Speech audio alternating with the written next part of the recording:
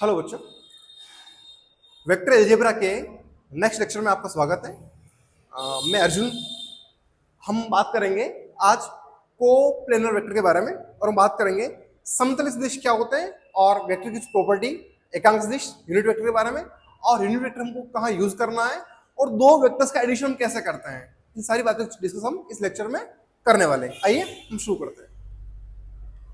Co-planar vectors, समतली सदिश. If two or more vectors are lying in same plane, then it is called co-planar vector. अगर दो या दो से अधिक सदिश किसी एक ही तल में पाए जाते हैं तो उनको क्या बोलते हैं? हम समतली सदिश बोलते हैं। क्या बोलते हैं? हम कहेंगे कि वे सदिश क्या है? एक ही तल में। क्या है? एक ही तल में। कुछ नोट है इसमें? Two vectors are always lie in same plane, so they are coplanar. बेटा जो दो वेक्टर होंगे वो दो वेक्टर हमेशा कैसे होंगे? कोप्लेनर होंगे, समतली सदिश होंगे। जैसे मान लो मेरे पास दो वेक्टर है इस तरह से। एक वेक्टर मान लो मेरे पास ये वाला है, एक मेरे पास ये वाला है। मान लीजिए ये इस तरह से मेरे पास एक वेक्टर ये रहा, एक वेक्टर ये रहा। ये तो कौन सा एक्सिस हो गया? वाई। ये कौन सा एक्स हो गया? तो ये कौन सा प्लेन हो गया? एक्स वाई प्लेन हो गया। कैसा हो गया? X Y plane. ठीक है, मान लीजिए ये मेरे पास ये वाला एक्स, ये लो, ऐसा मामला है। ये कौन सा हो गया? एक्स। ये कौन सा हो गया? जेड। तो ये कौन सा प्लेन हो गया बेटा? X Z plane. कैसा हो गया? X Z plane. अच्छा मान लो, ठीक है, ये लो, मान लो ऐसा है। ये मेरे पास वाई है, ये मेरे पास जेड है। तो वाई और जेड, ये कैसा प्लेन हो गया? ये मेरे पास वाई जेड प्लेन हो गया। तो दो वेक्टर जो हमेशा दो वेक्टर होंगे बेटा, दो वेक्टर हमेशा ही कोप्लेनर होंगे, समतली होंगे। दो वेक्टर कभी भी असमतली नहीं हो सकते हैं। ठीक है, इसलिए हमने नोट लिखा है two vectors are always lie in same plane, so they are coplanar. Next लिखते हैं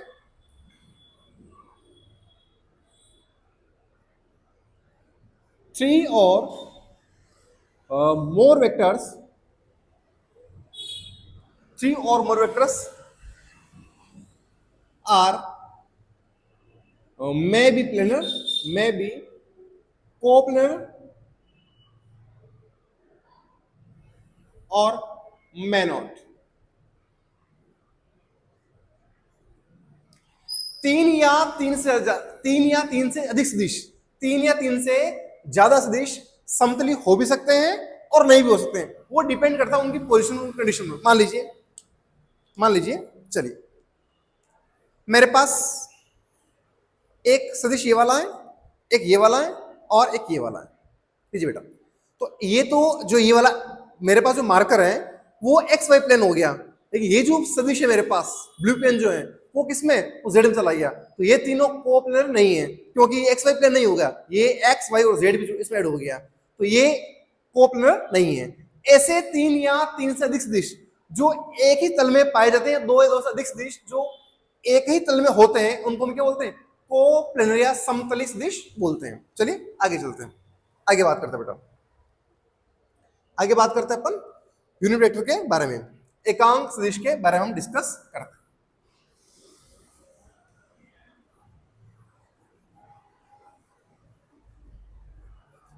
क्या होता है एकांक सदिश, क्या होता है यूनिट वेक्टर बेटा? देखिए लिखिए heading unit vector.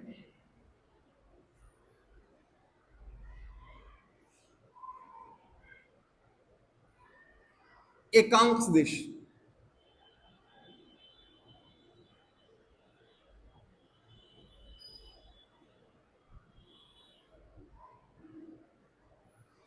Unit vector एकांक सदिश। देखिए क्या होता है ये, तो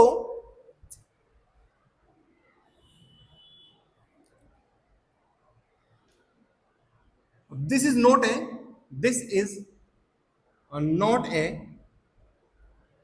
फिजिकल क्वांटिटी।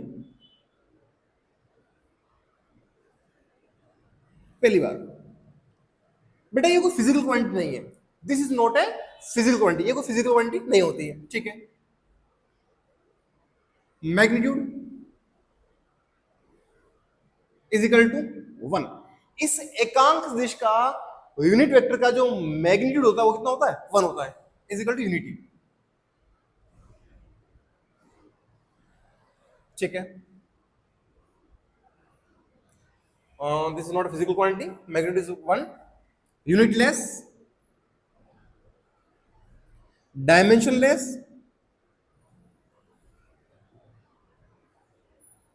Unitless, dimensionless. ठीक है, और only have direction, only have direction. ये हम ऐसी बात करें कि किसी भी फिजिकल क्वांटिटी में डायरेक्शन को रिप्रेजेंट करने के लिए या डायरेक्शन को ऐड करने के लिए हम यूनिट वेक्टर का यूज करते हैं। ये हम बात कर सकते हैं किसी भी फिजिकल क्वांटिटी में ऐसी वेक्टर क्वांटिटी जिसमें हमको डायरेक्शन को शो करना हो तो हम किसका यूज करते हैं? हम यूनिट वेक्टर का यूज करते हैं। चलिए हम आगे चलते बेटा और आगे बात करते हैं अपन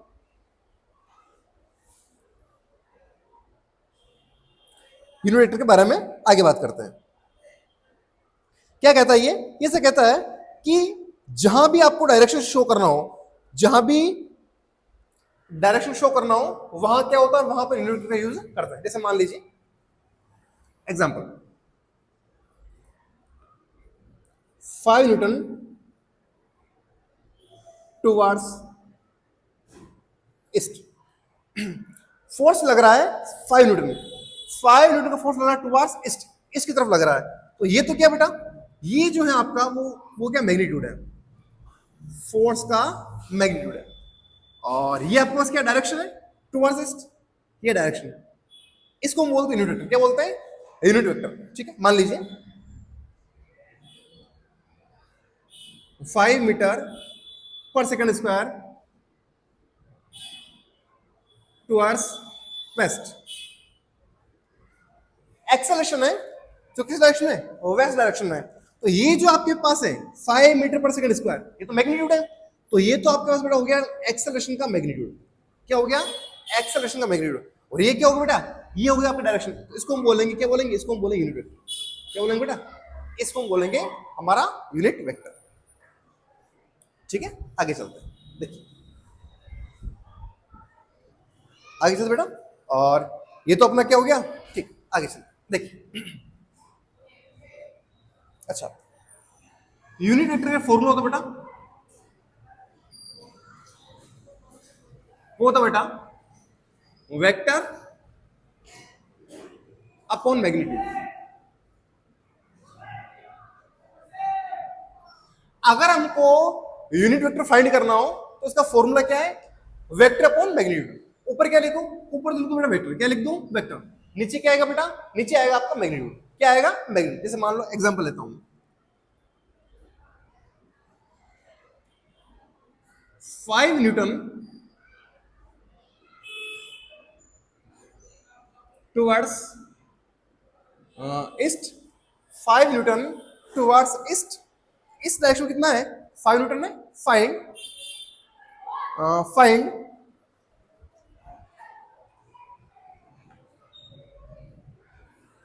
यूनिट वेक्टर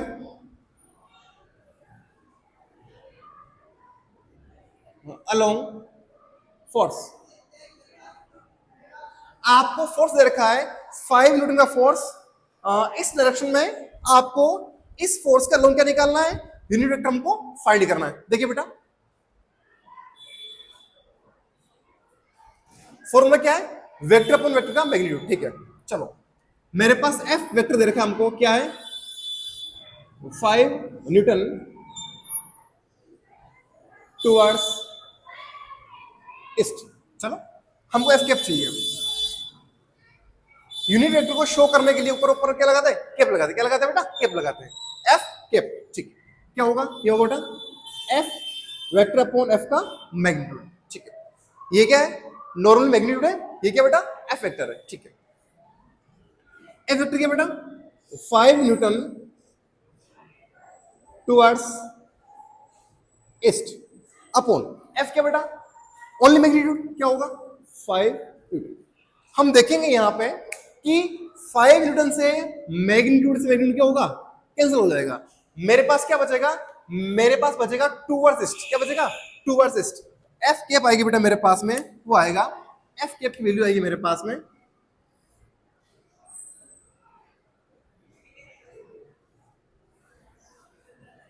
क्या आएगी बेटा, टूवर्ड्स ईस्ट आएगी। तो ये है आपका यूनिट वेक्टर, क्या है, ये है अपना यूनिट वेक्टर एकांक सदिश। ठीक है, आगे चलो एग्जांपल लेते हैं। 10 meter per second square vertically downwards. आपको एक्सेलरेशन गिवन है और आपको निकालना है कि find unit vector along acceleration. तो फाइंड ए कैप निकालो, क्या करोगे, ये लो a cap is equal to a vector upon a का मैग्नीट्यूड। ए वेक्टर क्या बेटा, ये रहा पूरा 10 meter per second square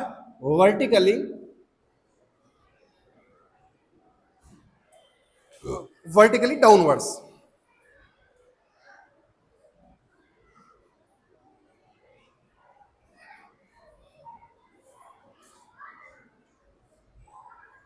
upon a का मैग्नीट्यूड कितना है, 10 मीटर पर सेकंड स्क्वायर। देखना बेटा, इस मैग्नीट्यूड से ये वाला मैग्नीट्यूड क्या हो गया, कैंसिल हो गया।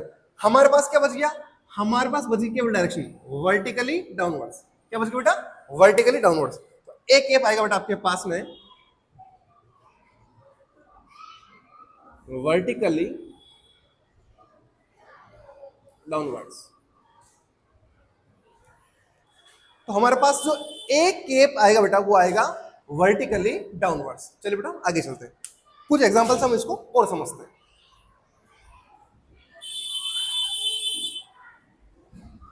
कुछ एग्जांपल बेटा इसके हम और लेते हैं।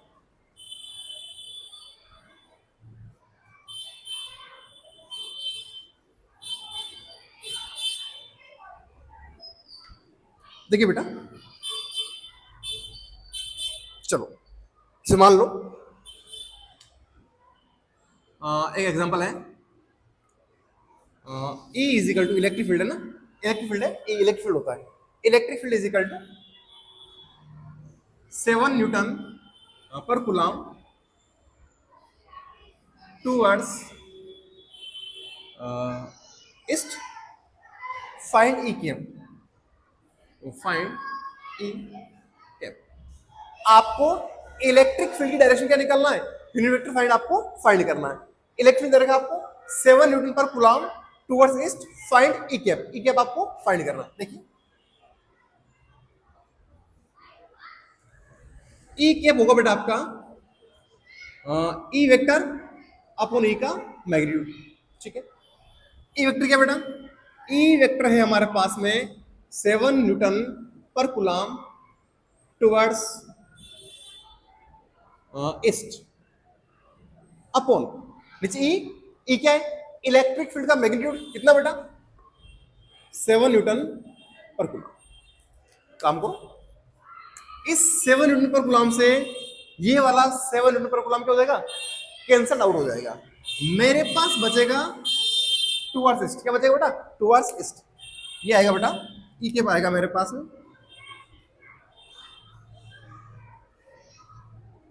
Towards east.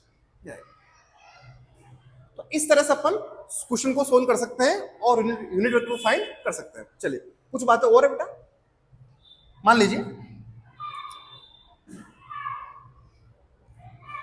ये आपका y एक्सिस है, ये आपका x y x dash y dash, और ये है बेटा आपका z,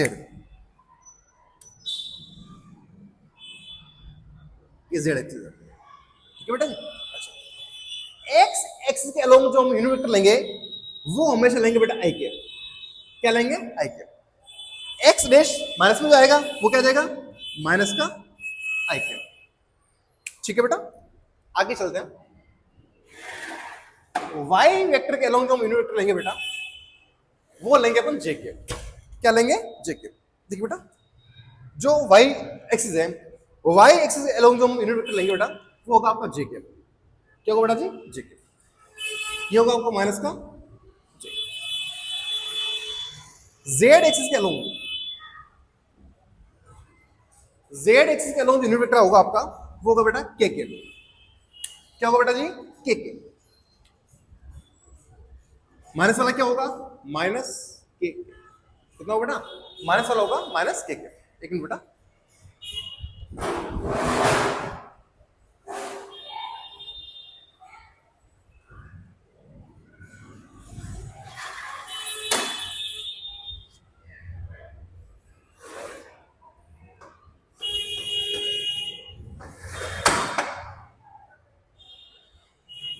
चलिए बेटा, जो हम यूनिट वेक्टर ले रहे हैं बेटा, तो x के अकॉर्डिंग यूनिट वेक्टर आया है, वो आया मेरे पास आई के, जे के लोग आया मेरे पास, सॉरी वाई के लोग जे के, और के लोग हम लेंगे के, जेड के लोग हम लेंगे के, सॉरी बेटा, आई एक्स के लोग आई के, वाई के लोग जे के, और जेड के लोग के लेंगे, ठीक है। चलिए इसे मान लीजिए, एग्जांपल लेता हूं first, 5 newton F is equal to 5 newton along x axis, इसको मुझे रिप्रेजेंट करना है, F is equal to 5 newton along x axis. देखिए बेटा, मैं कमांड नहीं करूंगा सारा सवाल, क्वेश्चन लिखूंगा अलग अलग और एक ही ग्राफ में सबको बता दूंगा मैं। चलो ये आपका y, ये आपका x। चलो F is equal to 5 newton along x axis, x axis है बेटा ये वाला, और हम जानते हैं x एक्सिस के अलोंग, x एक्सिस के अलोंग जो यूनिट वेक्टर होता है वो होता है आई कैप, क्या होता है बेटा, आई कैप, ठीक है। तो लिखूं मैं F is equal to 5 newton along x axis, x positive है तो क्या आएगा, इनटू आई कैप। तो इसको क्या लिखूंगा बेटा, इसको लिखूंगा मैं 5F is equal to 5 I cap newton. क्या आंसर हो गया बेटा, F क्या हो गया, F हो गया मेरे पास वेक्टर लो, F vector is equal to 5 I cap newton. आगे चलो, F1 vector is equal to 10 newton in along करो, चलो along y axis, 10 newton force किसके लोगे, y एक्सिस के लोगे, y एक्सिस में हम क्या लेते हैं, y एक्सिस में हम लेते हैं बेटा जे के, क्या लेते हैं, जे के, ठीक है। देखो इसको लिखेंगे sir 10 newton, F1 vector is equal to 10 newton along y axis, y axis कौन सा है, जे के होता है, ये लो जे के, ठीक करो इसको। F1 वेक्टर होगा बेटा आपका, वो होगा 10 जे के न्यूटन, कितना होगा बेटा, 10 जे के न्यूटन। चलो आगे चलते, F2 vector is equal to 8 newton along negative x axis. देखना बेटा, इस बार जो आपका फोर्स है वो नेगेटिव x एक्सिस के अलोंग है, कैसा है, नेगेटिव x एक्सिस के अलोंग। तो ये होगा बेटा आपका F2 vector is equal to 8 Newton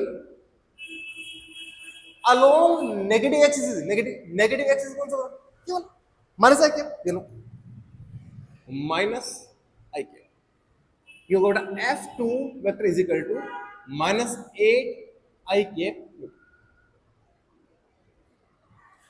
F2 vector होगा बेटा आपका माइनस 8 आई के न्यूटन, ये आएगा बेटा।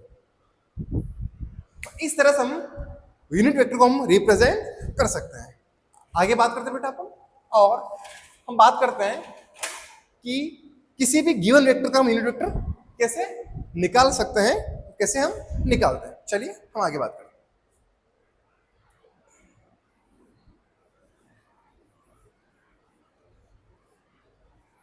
चलिए बेटा,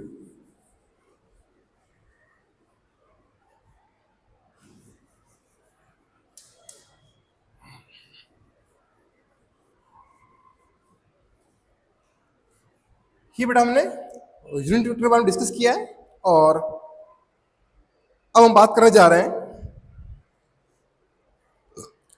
एडिशन ऑफ वेक्टर्स के बारे में। एडिशन ऑफ वेक्टर, सदिशों के योग के बारे में। ठीक है डी,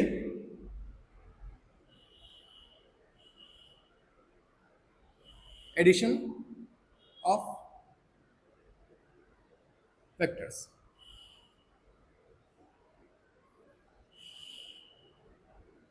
सदिशों का योग।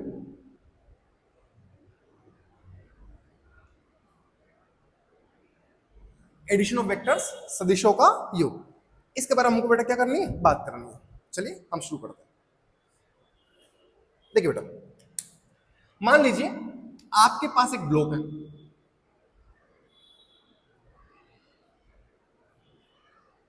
इस ब्लॉक पर एक फोर्स लग रहा है F1 is equal to 5 Newton इस तरफ। इसी ब्लॉक पर दूसरा फोर्स लग रहा है F2 is equal to 5 Newton इस तरफ। दोनों फोर्स का एडिशन क्या होगा, दोनों फोर्स का एडिशन क्या होगा, ये हमको बताना है। देखिए बेटा, दोनों फोर्स का एडिशन क्या होगा, ये हमको बेटा बात करनी है, इसके बारे में हमको बात करनी है।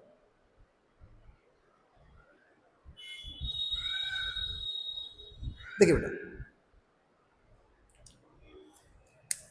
F1 और F2 के बीच एंगल कितना बेटा, ये लो पाई, एंगल कितना पाई। 5 न्यूटन का फोर्स इस तरफ लग रहा है और 5 न्यूटन का फोर्स इस तरफ लग रहा है। 5 न्यूटन इधर, 5 इधर, दोनों खींचेंगे। एक 5 न्यूटन से इधर खींच रहा है, एक 5 न्यूटन से इधर खींच रहा है, तो क्या होगा, तो रिजल्टेंट फोर्स कितना आएगा बेटा, ना तो पार्टिकल इधर जा पाएगा ना ही पार्टिकल इधर जा पाएगा। दोनों फोर्स क्या करेंगे, एक दूसरे को कैंसिल आउट हो जाएंगे, तो रिजल्टेंट कितना आएगा, 0 आ जाएगा। तो ये होगा बेटा आपके पास में, ये होगा F1 plus F2 is equal to 0। Done, ठीक।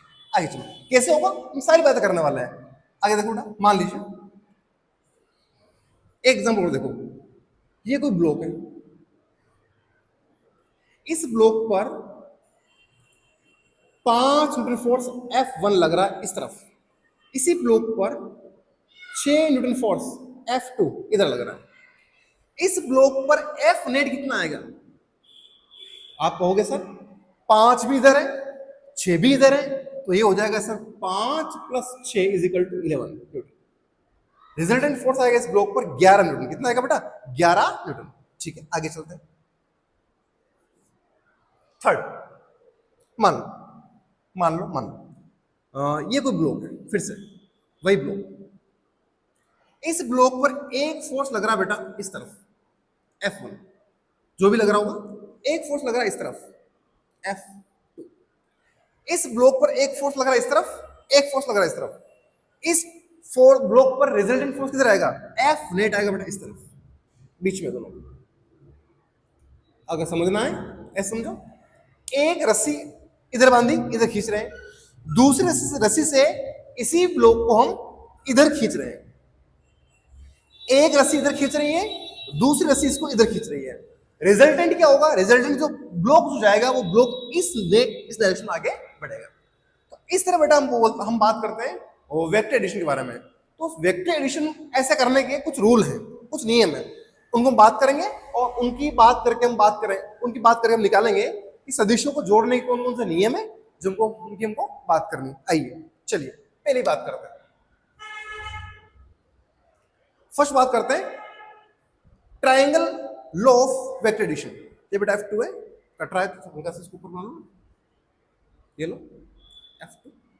अब दिख रहा है बेटा आपको, चलिए अब दिख रहा, चलिए ठीक है heading, triangle law of vector addition.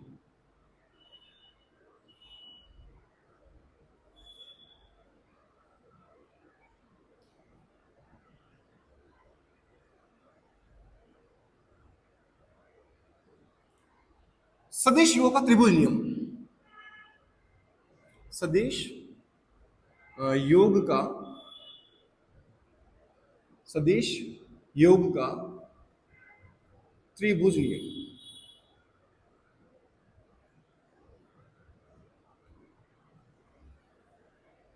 Triangle law of vector addition, सदिश योग का त्रिभुज नियम। बेटा क्या कहता है?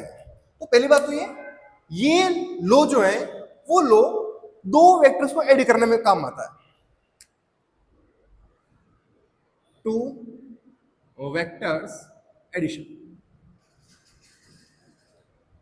मान लो दो वेक्टर को आपको ऐड करना है, मतलब वेक्टर ए प्लस वेक्टर बी, दो ऐड करोगे ये बनेगा आपका रिजल्टेंट वेक्टर आर वेक्टर। कैसे ऐड करना है, क्या कहता है देखो इधर, it states that, it states that, क्या कहता है ये ऐसा कहता है, it states that if tail of second vector, if tail of second vector should coincide with head of first vector, head of first vector, बेटा वो इजी बोलता है, it states that if tail of second vector should coincide with head of first vector, then resultant will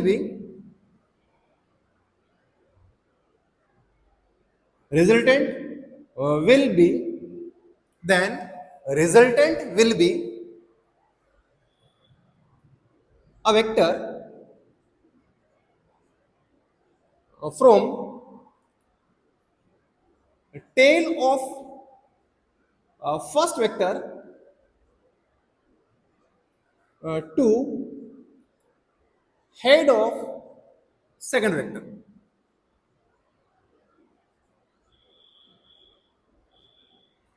क्या कह रहा है ये, ऐसा कह रहा है कि यदि हिंदी में इसको बोलूं तो ये यदि दूसरे सदिश की पूंछ पहले सदिश के शीर्ष पर, दूसरे सदिश की पूंछ पहले सदिश के शीर्ष पर रहे तो परिणामी सदिश जो होता है वो पहले सदिश की टेल पूंछ से दूसरे सदिश के शीर्ष तक होता है। जैसे मान लीजिए अगर बनाऊं मैं, ये लो, ये वेक्टर ए है बेटा, आपको विजिबल तो है,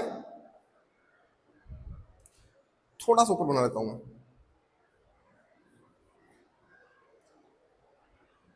वेक्टर ए बेटा आपके पास ये रहा, ठीक है।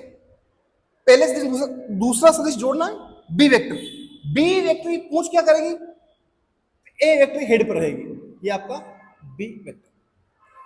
दूसरे सदिश की पूंछ जो है पहले सदिश के शीर्ष पर होनी चाहिए, सेकंड वेक्टर की टेल जो है फर्स्ट वेक्टर हेड पर होनी चाहिए। तो ऐसे केस में क्या होगा, रिजल्टेंट वेक्टर ये होगा बेटा आपका जो फर्स्ट वेक्टर की टेल से सेकंड वेक्टर हेड तक जाएगा, ये आपका आर रिजल्टेंट, ये होगा बेटा R vector is equal to vector A plus vector B,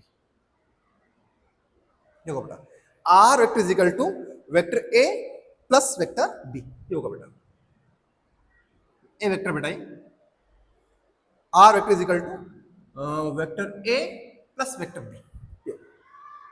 एक एग्जांपल और लो बेटा, मान लो ये लो, ये आपका S1 वेक्टर, ये आपका S2 वेक्टर है, तो रिजल्टेंट जो होगा बेटा वो होगा सेकंड वेक्टर की पूंछ जो है पहले वेक्टर के शीर्ष पर है, दूसरे सेकंड वेक्टर का टेल जो है फर्स्ट वेक्टर के हेड पर है, तो रिजल्टेंट वेक्टर जो होगा, जो परिणामी सदिश होगा वो होगा बेटा आपका प्रथम सदिश की पूंछ से दूसरे सदिश के शीर्ष तक होगा, ये होगा S vector is equal to होगा S1 प्लस S2। इसको बोलते हैं triangle law of vector addition, सदिश योग का त्रिभुज नियम, इसको हम बोलते हैं सदिश योग का त्रिभुज नियम। चलिए बेटा आगे चलते हैं। मुझे आशा है, आई होप कि आपको सारी की सारी बातें बेटा समझ में आराम से आ रही होगी। हम बेटा आगे चलते हैं, अगली बात करते हैं। नेक्स्ट वन इज, ये फर्स्ट हो गया पहला, दूसरा दो क्या है,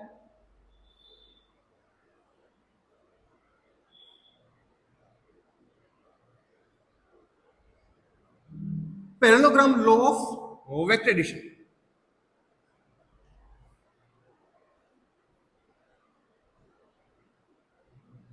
सदिश योग का समांतर चतुर्भुज का नियम। सदिश योग का समांतर, चलो लिख देता हूं मैं, समांतर चतुर्भुज का नियम।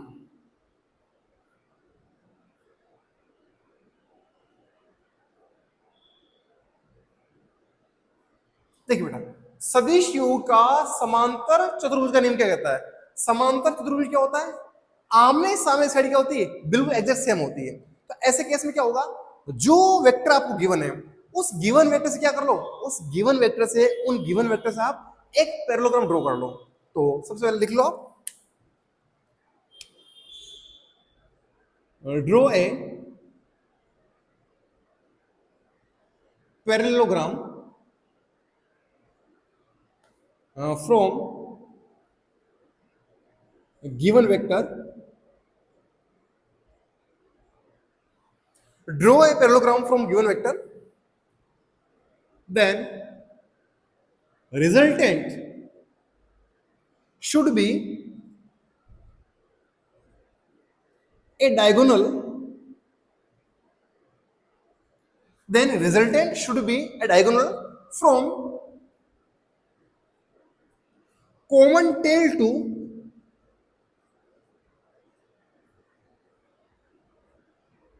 common head।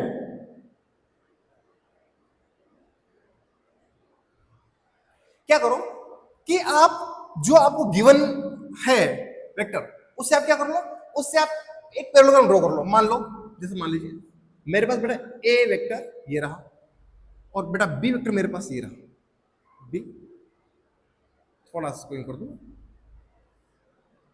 बी वेक्टर बेटा मेरे पास ये रहा, इससे आप पैरेललोग्राम ड्रॉ कर दो। मान लो बी वेक्टर तो सामने वाली साइड भी क्या होगी, बी वेक्टर होगी। लो बेटा, ये अगर ए वेक्टर है, सामने वाली साइड भी होगी ए वेक्टर। तो इस तरह आपने एक पैरेललोग्राम ड्रॉ कर लिया। इस तरह बेटा आपने, इस तरह बेटा जी आपने पैरेललोग्राम ड्रॉ कर लिया। तो इस पैरेललोग्राम,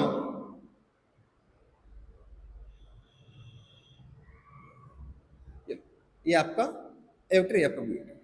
तो इस पैरेललोग्राम का जो डायगोनल होगा, जो विकर्ण होगा, विकर्ण होगा वो आपको रिजल्टेंट वेक्टर को शो करेगा। और वो विकर्ण जो कॉमन टेल से कॉमन हेड तक जाएगा, उभयनिष्ठ पूंछ से उभयनिष्ठ शीर्ष को मिलाएगा। तो उभयनिष्ठ पूंछ का बेटा, कॉमन टेल का ये रही, कॉमन हेड का ये रहा। तो ये होगा बेटा आपका रिजल्टेंट वेक्टर, और ये होगा आपका R vector is equal to vector A plus vector. तो जो डायगोनल होगा बेटा आपका, वो डायगोनल होगा आपका रिजल्टेंट वेक्टर। वो क्या होगा, आर इज इक्वल होगा बेटा vector A plus vector B. R vector is equal to vector A plus vector B. वास्तव में क्या है, दो ट्रायंगल एडिशन है। जैसे मान लो देखो, this plus this, a plus b R, अच्छा this plus this is equal to R, ये सेम साइड में, तो ये रिजल्ट हो जाएगा। वास्तव में क्या है, वास्तव में ट्रायंगल लॉ का मॉडिफाइड वर्जन है। चलिए हम आगे चलते हैं और हम बात करते हैं कि जो हम रिजल्टेंट निकाल रहे हैं, उस रिजल्टेंट का मैग्नीट्यूड कैसे निकालेंगे।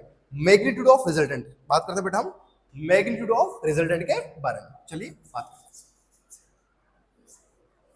हैं मैग्नीट्यूड ऑफ रिजल्टेंट। जरा ध्यान से देखना बेटा, मैं एक फॉर्मूला डिराइव करने जा रहा हूं और वो फॉर्मूला हमको याद रखना है और वहां से हमारा काम बन जाएगा। लेकिन जो फॉर्मूले डिराइव करने का जो कॉन्सेप्ट है, वो कॉन्सेप्ट हमारे काफी काम का है। देखिए हेडिंग, मैग्नीट्यूड ऑफ रिजल्टेंट। देखिए बेटा, मैग्नीट्यूड ऑफ रिजल्टेंट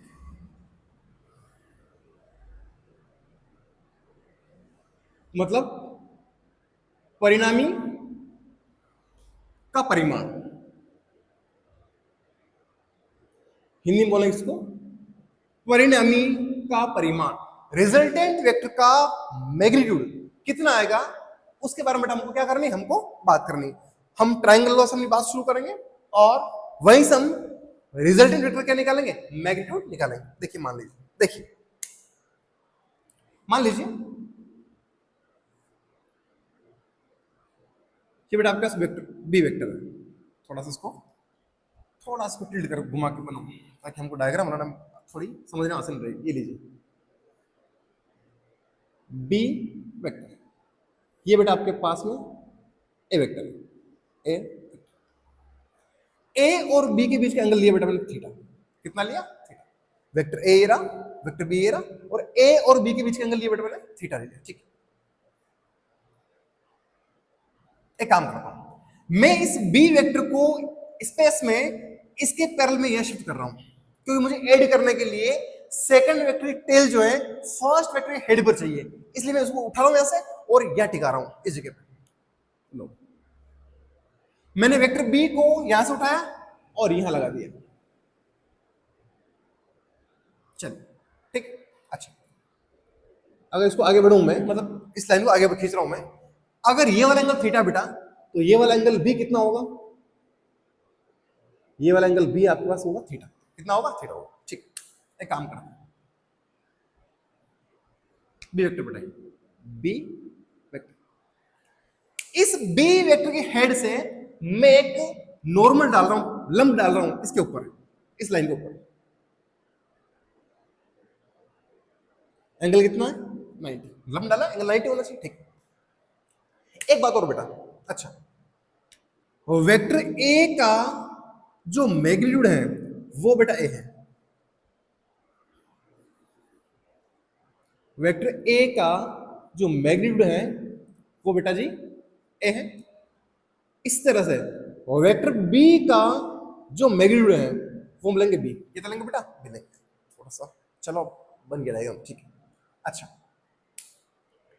रिजल्टेंट क्या होगा, आप अगर वेक्टर ए को वेक्टर बी से में ऐड कर रहे हो तो रिजल्टेंट क्या होगा, रिजल्टेंट होगा फर्स्ट वेक्टर की टेल से सेकंड वेक्टर की हेड को जोड़ने वाला, ये होगा। ये लो, ये लीजिए, रिजल्टेंट जो होगा वो फर्स्ट वेक्टर की टेल से सेकंड वेक्टर हेड को जोड़ेगा। ये होगा बेटा आर इज इक्वल टू, होगा बेटा आपका R vector is equal to vector A plus. मुझे बेटा इस आर वेक्टर का मैग्नीट्यूड चाहिए, क्या चाहिए, आर वेक्टर का मैग्नीट्यूड चाहिए। ठीक है, हम इसकी बात करते हैं। देखो बेटा पहले मैं ये निकाल लेता हूं और ये निकाल लेता हूं, क्यों, मेरे डायग्राम में मेरे काम का है। ठीक है, चलो बेटा थीटा ये ना, बी का परिमाण बी, ए दिश का परिमाण क्या, ए हो गया। ठीक है, चलो इसको मान लेता हूं बेटा मैं एक्स, इसको मानता हूं मैं वाई, मेरे काम में आएगा दोनों। एक्स क्या होगा बेटा, अगर बात करूं मैं लंब आधार बेटा कर्ण। ठीक है, कोस थीटा आएगा बेटा मेरे पास में, कोस थीटा डायग्राम से कोस थीटा क्या होता है, P B P upon H H B, B upon H, base upon hypotenuse, base कहां है एक्स, हाइपोटेनस बी है, एक्स अपॉन बी। देखना बेटा ये सदिश है और इसका परिमाण क्या है, बी।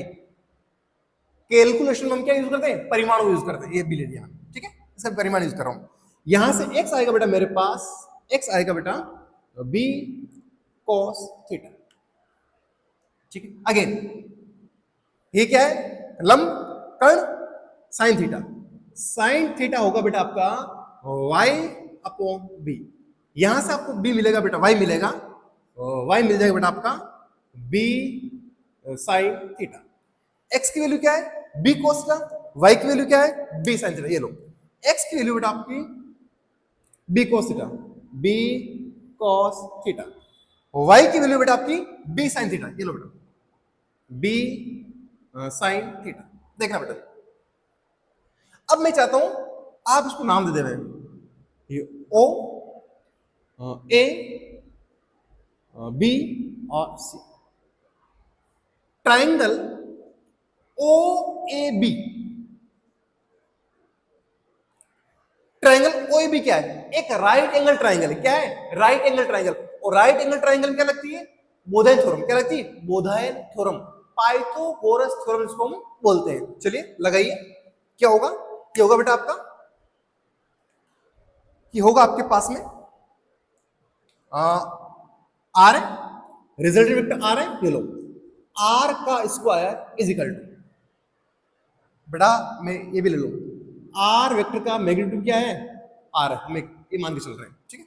आर स्क्वायर कर्ण square hypotenuse square is equal to क्या होगा बेटा, ये होगा बेस का स्क्वायर प्लस परपेंडिकुलर का स्क्वायर। बेस क्या है, ओबी, ये लो बेटा ओबी का स्क्वायर। चलो एक काम कर दो, ओ लिख रहा हूं यहां, ओ ए का square is equal to OB का स्क्वायर प्लस बी ए का स्क्वायर प्लस ए बी का स्क्वायर। देखना बेटा, कर्ण स्क्वायर बराबर आधार स्क्वायर प्लस लंब स्क्वायर, हाइपोटेनस का square is equal to base का स्क्वायर प्लस परपेंडिकुलर का स्क्वायर। करो इसको, ये ओ ए का स्क्वायर क्या बेटा, आर है, ये लो आर का square is equal to O B क्या बेटा, ये तो ए, ठीक है, बी कोस लिखा हूं ए प्लस बी कॉस थीटा का होल स्क्वायर। बेटा विजिबल तो है ये, जो क्लास टाइम लिख रहा हूं मैं, ठीक विजिबल है बेटा।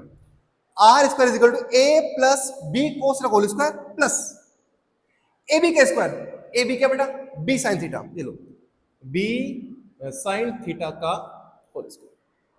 लो बेटा हमारा काम बेटा बन गया। चलो ये होगा बेटा आर का square is equal to a plus b का होल स्क्वायर क्या होगा, ये लो a square plus B square, b square cos square theta plus 2ab, 2ab cos theta plus इसका स्क्वायर, ये होगा बेटा आपका b square sine square theta. देखना बेटा ये होगा आपका b square sine square theta. बेटा वो विजिबल नहीं है तो मैं इसको नीचे लिख देता हूं, B square sine square theta को मैं ये लिखता हूं बेटा plus B square sine square theta. देखना बेटा इनको पास में लिख रहा हूं मैं, ये आएगा बेटा R square is equal to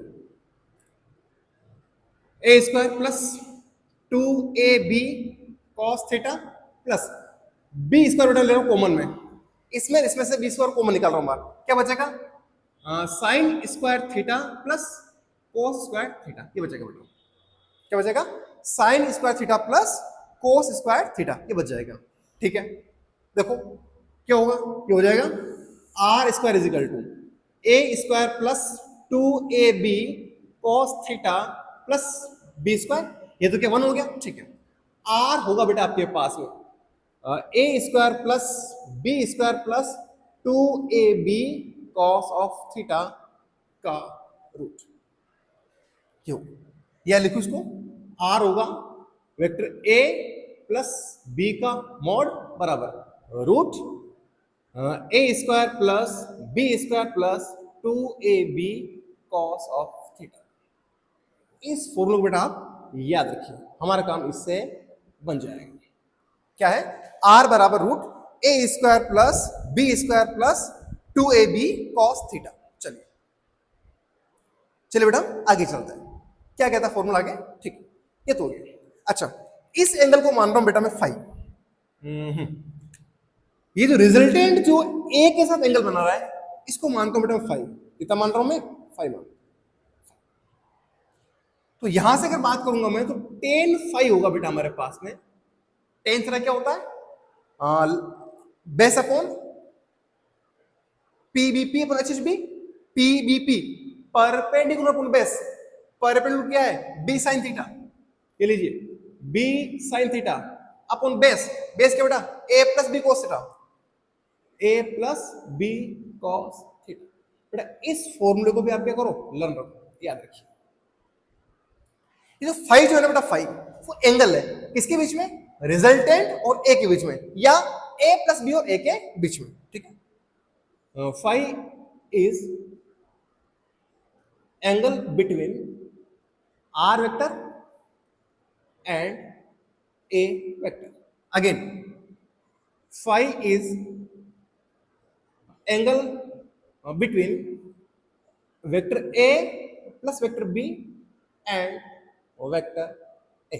समझ गए, दोनों एक ही बात है।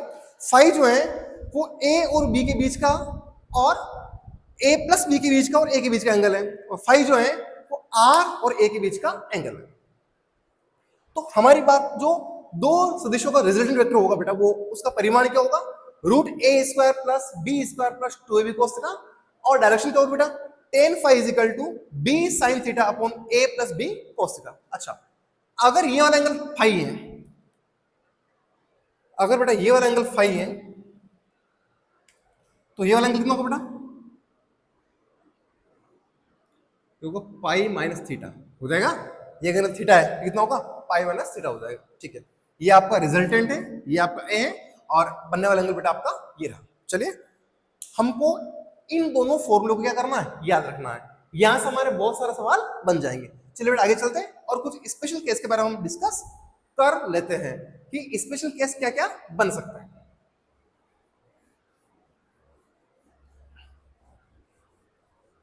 रिजल्टेंट वेक्टर निकाल रहे हैं और इस कॉन्सेप्ट में कुछ स्पेशल केस इसी टर्म के, इसी डेरिवेशन के, जिसके हमको बात करनी। देखिए बेटा,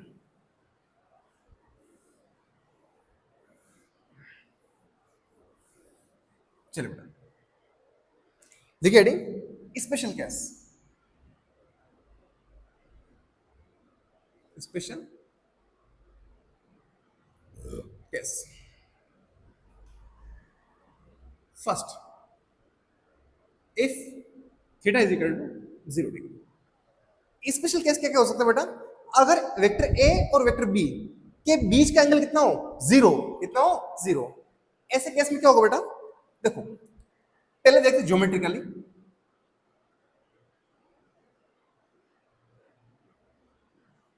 फिर देखें हम फिजिकली। चलो ज्योमेट्रिकली, और वेक्टर ए बेटा मान लो ये रहा, वेक्टर बी बेटा ये आपका ये रहा। रिजल्टेंट वेक्टर क्या होना चाहिए, रिजल्टेंट वेक्टर होना चाहिए फर्स्ट वेक्टर के टेल से सेकंड वेक्टर हेड तक। जो परिणामी सदिश होगा वो प्रथम सदिश के पूंछ से दूसरे सदिश के शीर्ष तक होगा। मतलब रिजल्टेंट वेक्टर बेटा आपका ये होगा, ये आपका आर वेक्टर। तो आर वेक्टर क्या बेटा, वेक्टर ए प्लस वेक्टर बी। क्या है, वेक्टर ए प्लस वेक्टर बी। चलो हम बात करते हैं परिमाण के बारे में। परिमाण क्या होगा, तो देखो R is equal to root A square plus B square plus 2ab cos theta. Theta कितना बेटा, 0, ये लिख रहा हूं मैं, cos 0 रखो। cos 0 1 होता है। आर होगा आपके पास रूट ए square plus B square plus 2ab cos 0 बेटा 1 होता है, ए 1। चलो आर होगा बेटा जी आपका a square plus 2ab plus B square. चलो किसका फॉर्मूला है, ए प्लस बी का होल स्क्वायर, इसको लिख दूं मैं।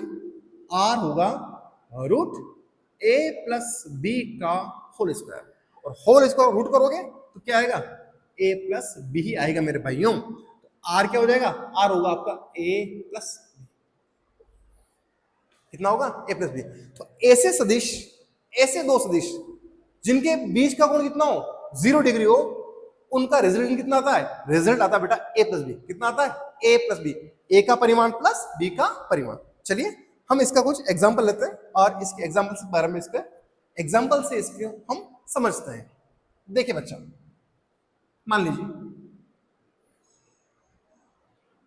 ये कोई ब्लॉक है, 5 न्यूटन F1, 2 न्यूटन F, दो फोर्स लग रहे हैं इस ब्लॉक पर, 5 न्यूटन 2 न्यूटन।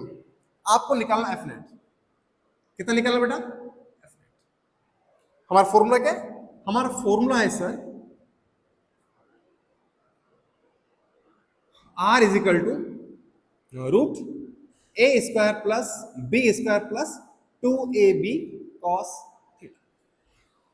F1 और F2 दोनों पैरेलल है, दोनों उस तरफ लग रहे हैं। थीटा कितना हो जाएगा, थीटा होगा बेटा आपका 0। कितना होगा, 0। ए को रिप्लेस करो F1 से, बी को रिप्लेस करो F2 से, रखो और आंसर निकालो। और F1 का वैल्यू कितना बेटा, चलो वैल्यू निकालो 5 न्यूटन। F2 कितना बेटा आपका 2 न्यूटन। चलो सॉल्व करो, ये आएगा बेटा R is equal to root F1 का स्क्वायर 5 का स्क्वायर प्लस F2 का स्क्वायर 2 का square plus 2 into 5 into 2 cos theta, cos 0। R is equal to root 25 plus 4 plus 10 गुना 20, cos 0 कितना होगा 1 हो जाएगा, cos 0 1 कर दो। चलो चलो बेटा R is equal to root 25 plus 4 29 plus 20 49, 49 root क्या होगा बेटा 49 रूट होगा बेटा 7। एफ नेट या रिजल्टेंट वेक्टर आएगा बेटा 7, कितना आएगा 7। अब देखो अगर एंगल जीरो हो, अगर एंगल जीरो हो तो हमारी डायरेक्ट कैलकुलेशन क्या कहती है, आर क्या आएगा ए प्लस बी आएगा। देखो देखें देखो बेटा वैकल्पिक विधि है जो आपके काम को बहुत आसान कर देगी। अगर दोनों वेक्टर के बीच का एंगल कितना हो जीरो हो, रिजल्ट क्या आता है a plus B. Low are बराबर ए प्लस बी, आर बराबर या मैं ऐसा लिख दूं एफ नेट बराबर F1 प्लस F2।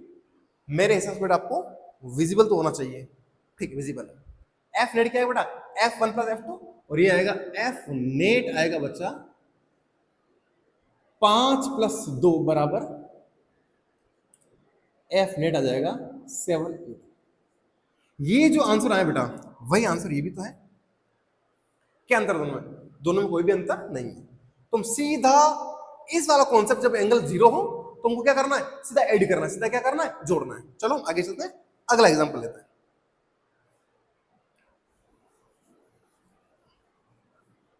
जैसे मान लो एक क्वेश्चन और गिवन है। क्वेश्चन क्या है, क्वेश्चन ऐसा है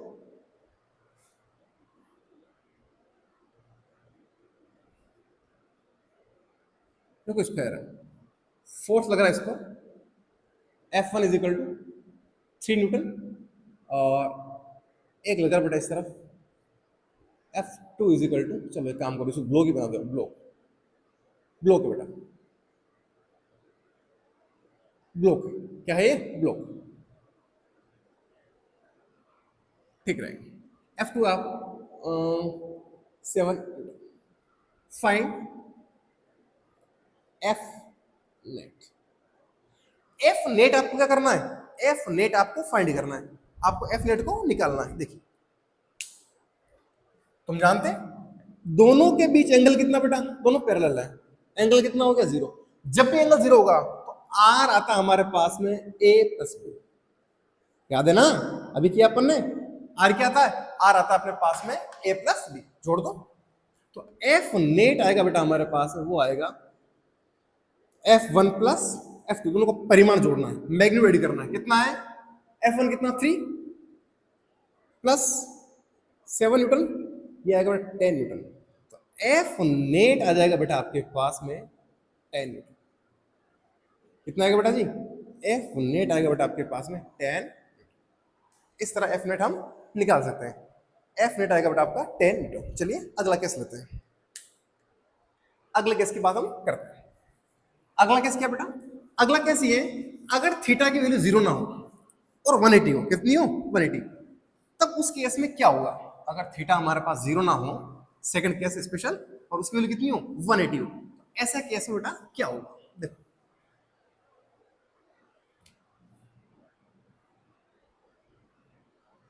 case number second, if theta is equal to 180 degree और या पाइप कितना हो पाइप, ऐसे केस में क्या होगा।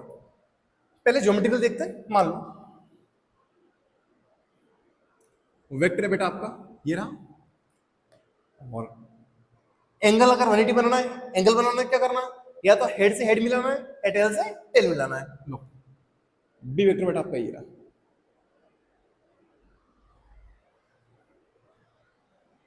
तो ऐसा तो पॉसिबल नहीं। ऐड करना क्या करना पड़ेगा, ऐड करना तो सेकंड वेक्टर की टेल जो है फर्स्ट वेक्टर हेड पे होनी चाहिए। ये लो मान लो, चलो ये लीजिए बेटा जी आपका वेक्टर, ये लो बेटा आपका वेक्टर। रिजल्टेंट क्या होगा, रिजल्ट होगा सर ये वाला, फर्स्ट वेक्टर के टेल से सेकंड वेक्टर के हेड को जोड़ेगा, ये आपका रिजल्टेंट आएगा। ये आपका क्या आएगा रिजल्टेंट। बोला आया समझ में, वेक्टर ए ये रहा, बी ये रहा, सेकंड वेक्टर की टेल जो है फर्स्ट वेक्टर हेड पर है, तो रिजल्टेंट क्या आएगा, फर्स्ट वेक्टर की टेल से सेकंड के हेड को जोड़ेगा, ये जोड़ दिया इसने। मान लो कि बेटा आपका कितना है 5 मीटर S1 और S2 है बेटा आपका 3 मीटर, तो रिजल्टेंट जो होगा बेटा आपको वो ये होगा, S होगा बेटा आपका 2 मीटर, कितना होगा 2 मीटर, समझ गए। सेकंड वेक्टर की टेल जो है फर्स्ट वेक्टर हेड पे होना चाहिए, तो रिजल्ट क्या होगा, ये होगा, कितना होगा 2 मीटर होगा, कितना होगा बेटा 2 मीटर। चलो अब बात करते हैं इसके मैग्नीट्यूड की। लो आर का फॉर्मूला क्या है, root of A square plus B square plus 2ab cos theta, theta कितना है, थीटा इस बार कितना बेटा 180, कितना है 180, 180 है। चलो आर होगा आपका a square plus B square plus 2ab cos 180 होता है -1, कितना होता है -1, ये होगा बेटा जी रूट ए square plus B square minus 2ab, ये फॉर्मूला है a माइनस बी के होल स्क्वायर का, किसका बेटा a माइनस बी के होल स्क्वायर का, तो r आएगा बेटा आपका क्या आएगा, इसका होल स्क्वायर का रूट करोगे तो आएगा a माइनस बी, आर कितना आ जाएगा, आर आ जाएगा आपका a माइनस बी। एग्जाम्पल देखो, शानदार एग्जाम्पल देखो, लो मान ये बेटा कोई ब्लॉक है, इस ब्लॉक पर F1 इज इक्वल लग रहा है 8 न्यूटन इस तरफ, और इसी ब्लॉक पर F2 is equal to 3 Newton लग रहा बेटा इस तरफ। हमारा क्वेश्चन है find F net on block, block पर F नेट को आप कैलकुलेट कीजिए, find F net on block, करिए, चलो करते हैं। देखो बेटा से लिख दूं F net is equal to root F1 का स्क्वायर प्लस F2 का square plus 2 F1 F2 cos 180, angle कितना बन रहा है 180, भाई एंगल कितना बना 180 बना, ठीक है। F नेट आएगा बेटा जी मेरे पास में रूट F1 का वैल्यू कितना 8 का स्क्वायर 3 का स्क्वायर प्लस 2 8 और 3 cos 180 कितना 1 कर दूं -1, सॉरी cos 180 कितना होता है -1, ठीक है। F नेट आएगा बेटा आपका 81 प्लस 9 माइनस 48, ऐसे चाहिए 8 16 16 48 -1, ठीक है -48, ये आएगा बेटा F नेट आएगा बेटा आपके पास में, वो आएगा 90 माइनस 48,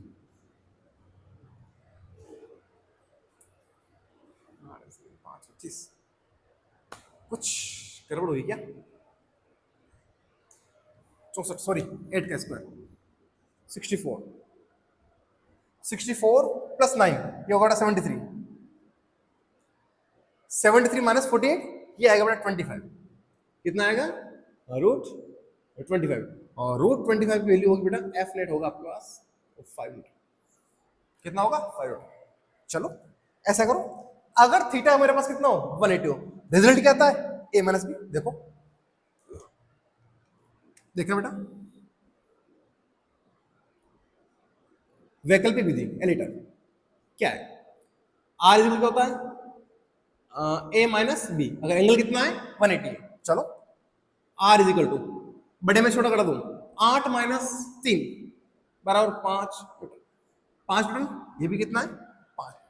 तो अगर हमको ये पता है कि एंगल अगर 180 होगा तो आंसर क्या आएगा a माइनस बी, तो हमारा बेटा इतना सारा टाइम क्या होगा, इतना सारा टाइम बच जाएगा, हम सीधा यूज करेंगे 8 माइनस 3 बराबर 5, तो हमारे पास जो रिजल्टेंट फोर्स आएगा वो कितना आएगा बेटा 5 न्यूटन आएगा बेटा। अगर ठीक है, 2 केस हमने किए, अगले 2 केस हम बेटा नेक्स्ट क्लास में करेंगे। आपने अगर अभी तक हमारे चैनल को फिजिक्स डिकोड को फॉलो नहीं किया है तो आप इसको सब्सक्राइब कर दीजिए और बेल आइकन को जरूर प्रेस कर दें, ताकि नेक्स्ट वीडियो अपलोड होते ही आपके पास नोटिफिकेशन पहुंच जाए। थैंक यू बेटा, देखते रहिए, वॉच करते रहिए, लाइक करते रहिए और चैनल को सब्सक्राइब कीजिए और वीडियो को शेयर करना मत भूलिए। Thank you so much. चलिए हम आगे चलते हैं।